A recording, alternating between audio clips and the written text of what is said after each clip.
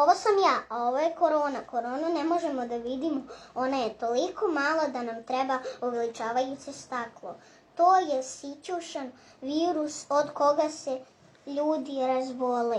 Ako je neko bolestan pa kine ili ti da ruku, korona može da skoči na tebe i da se ti tako razboliš. Taj virus se zalepi za nas, zakači se za usta, nos ili oči i uđe u naše telo i tu počne da se razmnožava. Deca dobiju temperaturu i kijavicu, kašlju, bake i deke mogu ozbiljno da se razbole. Ja želim da ostanem zdrav i zbog toga više ostajem kod kuće.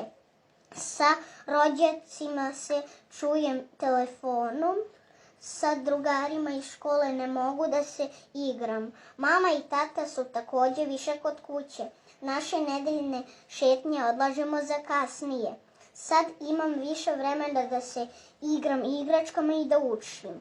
Kad nisam kod kuće, jako vodim računa da korona ne skoči na mene.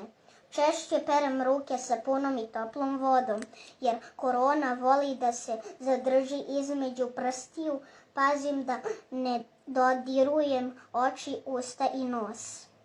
Kad sretnem poznate, ne rukujem se, samo se javim iz daljine. Liza, moja drugarica, se razbolela, mora da ostane kod kuće. To se zove karantin.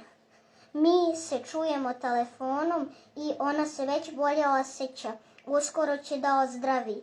Trudim se da me korona ne zarazi, da ona što pre nestane. Tada ćemo opet moći da se igramo i družimo. Jupi!